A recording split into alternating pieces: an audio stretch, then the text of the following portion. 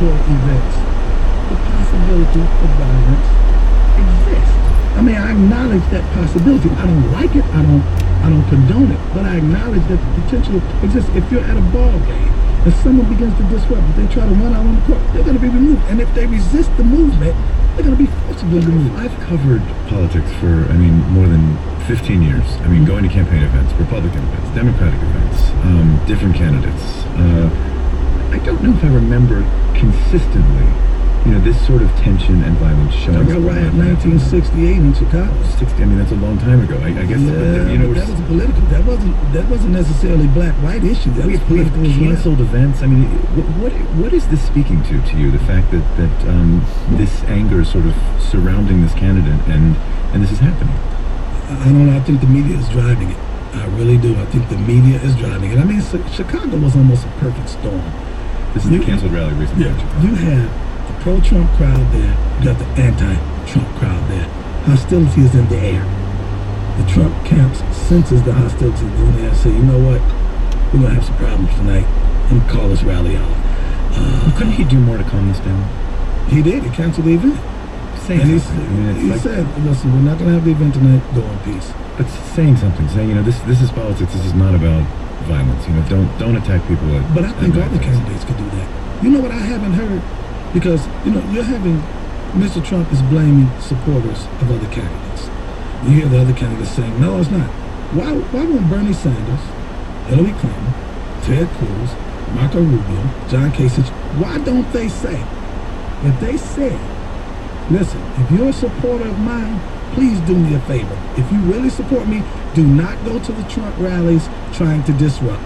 Don't do that. We're bigger than that. We're better than that. Don't do that. I bet you won't see any protests.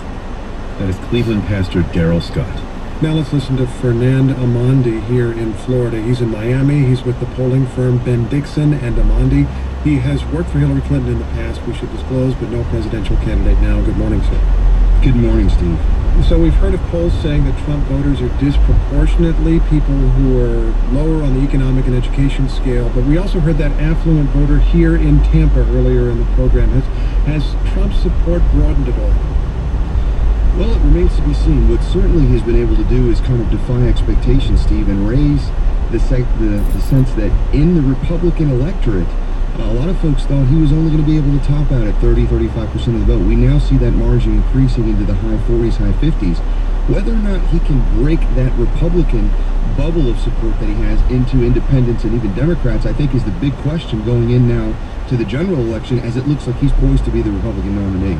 We'd seen polls in recent weeks showing that most Republican voters still oppose Trump, even though he keeps winning because he's got a plurality and a divided race. Is that changing at all? I think it is. I think the question now becomes, as it's now a three-man race on the Republican side, and really Ted Cruz is the only real viable anti-Trump alternative. Now you have a potential Ted Cruz candidacy that could stop Trump within Republican circles and finally make the case that that limited appeal that Trump has is the reality. That never Trump hashtag meme that kind of emerged out of the cycle is really going to be put to the test now, and Ted Cruz are going to try and get the lion's share of these 1,000 delegates that are left on the table before the Cleveland convention for the Republicans. Now, when you looked at the exit polls, particularly at Latinos here in Florida, where the Latino vote is so huge, and this is a part of the vote you specialize in, what did you see in yesterday's result? Well, I see that while Donald Trump may claim that he loves the Hispanics certainly don't love him back, particularly on the Republican side. Marco Rubio dominated amongst the Republican Hispanic vote in the state of Florida yesterday. Donald Trump only managed about a quarter of that vote. Only 26%, in spite of winning a majority of all other Republican voters in the state yesterday. So I think that's what has so many Republicans concerned about his prospects in the general election. In another recent poll we did nationally of Hispanics overall, he only managed to get 16% of the Hispanic vote total right now. That's way underperforming below what Mitt Romney got in 2012 on low water mark, a lot of people consider, in 2012 for Mitt Romney, that the Republicans cannot afford again if they want to capture the White House. Well, if Trump comes back and says, hey, I won Florida, that means I can win it in November when it's a swing state, would that be something that seems possible to you, given his performance among Latinos? he's going to have to prove that he can do that outside of Republican voters. Of course, Florida's an important state, maybe the most important state, but I think he's still got a lot yet to prove to show that he can be competitive here in November. Fernando Amandi, thank you so much. Thank you, Steve. He's with the polling firm Ben Dixon Amandi International. Support for NPR's elections coverage comes from Viking River Cruises, sailing through the heart of cities in Europe, Russia, and Asia. Viking River Cruises, exploring the world in comfort. Learn more at vrc.com.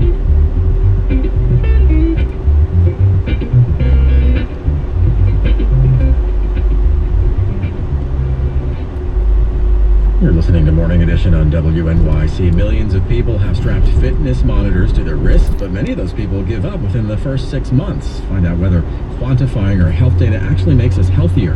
It's WNYC's Note to Self coming up in about 10 minutes. It's going to be partly sunny today, getting up to around 62 degrees. We do have a chance of showers this afternoon, and tonight mostly cloudy with showers likely, mainly in the evening with lows overnight in the upper 40s. Right now it's clear, 49 degrees in the city. It's 42 in White Plains at 7:42. WNYC support comes from Hospital for Special Surgery, where the world comes to get back in the game. Now over 1,150 patient-submitted stories are available to read and share at hss.edu/backinthegame. The New York Philharmonic. Bramwell Toby conducts Manuel de Falla's Nights in the Gardens of Spain and Three-Cornered Hat, March 30th to April 5th at David Geffen Hall. Tickets at nyphil.org. At WNYC, we love NPR News as much as you do. That's why we bring it to you every day. From NPR News in Washington, I'm Dave Mattingly. President Obama will appear in the White House Rose Garden this morning to announce his nominee to replace the late Justice Antonin Scalia on the U.S. Supreme Court. Scalia died last month at age 79. Hillary Clinton won 4 of 5 Democratic primaries yesterday, increasing her lead over Bernie Sanders. Here's NPR's Ron Elving. Bernie Sanders goes forward and will continue to contest events, and there are a number of states in the next several weeks where he has a good chance of winning, and he will continue to cut into her lead if he does so. But it is extremely difficult to see how he overtakes her and actually has more delegates than she does when we get to the convention. Donald Trump won 3 Republican primaries, including Florida. Governor John Kasich won his home state of Ohio. Marco Rubio has ended his campaign. The results in Missouri too close to call. Canadian Prime Minister Justin Trudeau heads to New York today for meetings at the UN. Dan Karpinchuk reports. Trudeau will meet with the Secretary General Ban Ki-moon and will officially launch Canada's bid for a seat on the UN Security Council. Several UN delegates have suggested that 2020 will be the earliest that Canada could mount a successful campaign. Trudeau will also use his time to promote gender parity, meet with female business leaders, and he will be honored at a gala dinner for his creation of a gender-balanced cabinet. I'm Dave Mattingly, NPR News in Washington. And this is WNYC in New York at 7:44. Good morning. I'm Satirius Johnson. The New York Assembly has passed an ethics package that would limit lawmakers from earning more than $77,200 in second jobs. It would also ban them from lending their names to businesses they don't actually work for. Governor Cuomo says he's unimpressed. I think on the Assembly side, their outside income limits are too high. But overall, I find it disappointing. Cuomo says he doesn't want to end the current session in Albany until both chambers pass bills to strip convicted legislators of their pensions and limit campaign contributions from limited liability corporations. A Senate spokesman says the Senate passed a pension reform bill last year. Newark officials say the city and the state of New Jersey will test all 17,000 school children who attended school where elevated levels of lead were found in the drinking water. Newark Health Director Hannah Hamdi told the Municipal Council that testing would begin with 2,000 toddlers who attended early childhood programs at the affected buildings. And New York City restaurants with outdoor tables will soon be able to welcome 4-legged guests under new rules announced by the City Health Department. The new regulations will permit dogs that are licensed and vaccinated against rabies to join their human chow hounds at participating restaurants. The state legislature passed a law last year allowing municipalities to set their own rules for dogs in outdoor dining areas. It's going to be partly sunny today, getting up into the lower 60s. We do have a chance of showers in the afternoon. Then tonight, showers likely mainly in the evening with overnight lows in the upper 40s. Right now it is clear, 49 degrees in Central Park. It's 43 in New Brunswick, 41 in Islip at 7:45. Donald in New Jersey did his best to lobby his family on how to vote. I called my grandmother. I have lots of family that lives in Florida. A lot of them are real conservative Republicans. You got to get Bernie the nomination at least so we can get him elected and the Medicare for everybody. Donald in New Jersey calling The Brian Lehrer Show. Next time, how your Florida grandma and everyone else voted and where the race stands now. The Brian Lehrer Show, weekdays at 10 a.m. on WNYC.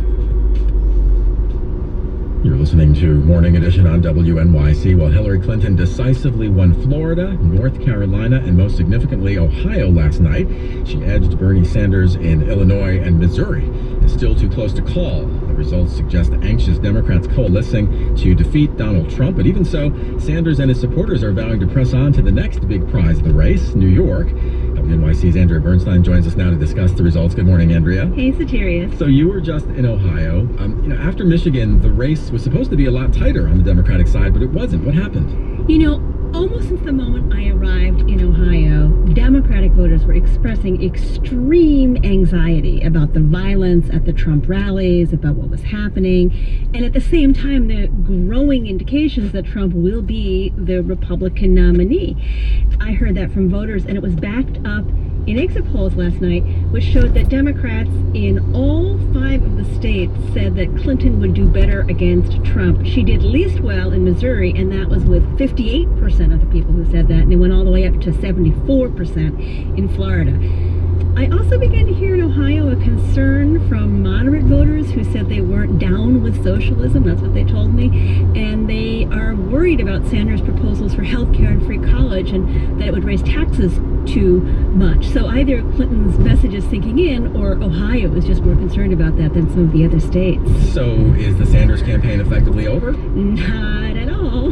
Sanders gave a speech in Phoenix, Arizona last night, which is one of the next states to vote. He indicated he isn't going anywhere. He's continuing through several western states to the next big prize, New York, which is so important not only because it is one of the biggest states to vote so far, but because it has so many Democrats.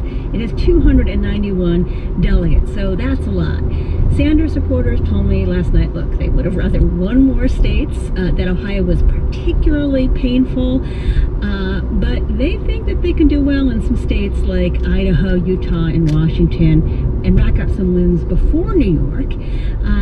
Has New York, and then when they get to New York has the same amount of delegates as, say, Ohio and Illinois combined. Sanders' whole modus operandi is to be persistent. Some people say a pain in the tuchus. And he is being absolutely persistent and consistent by continuing here. So where's the evidence Sanders can do well in New York? So this is what his supporters say. They say, look, he lost narrowly in Illinois, which, like New York, has a large multiracial city with a lot of progressives of both races. There is a large white working class community upstate New York and on Long Island.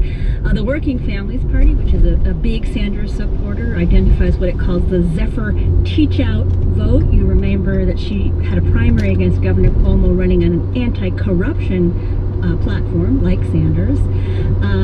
And then there's just a large progressive community of all races here, probably bigger even than, say, in Chicago, where Clinton only narrowly won in Illinois last night. But really, can we actually even think about, a Clinton loss in New York State? Okay, it's going to be hard for Sanders. Let's just look at some history. In 2008, this was at a point, the Clinton-Obama primary that year was at a point in the race where Obama was already doing very well, particularly in African-American communities. And even in that race, Clinton won New York by a very comfortable double-digit margin. She won every county except for Broome County, which is where Ithaca is, and she won Brooklyn and the Bronx, the 2 counties in the state with the biggest black populations.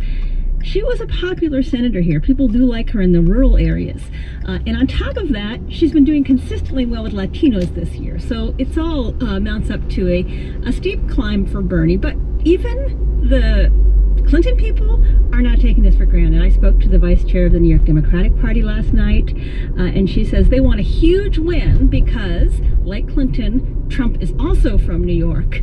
And though he is expected to win his primary, it's less significant for the Republicans, but still the Democrats want to send a symbolic message. So what does this mean? Are we going to see ads and rallies and all kinds of events here in New York? It sure looks that way. New York is the only state with a primary April 19th, and given the huge delegate haul, I'd say you can count on it. The only question is, does the Trump factor end up affecting the tone of the Democratic Party? So how negative a race, how heated a race will it be here? So far, there's no evidence that things are calming down at all, but it is a fast-changing, fast-moving race. Anything could happen.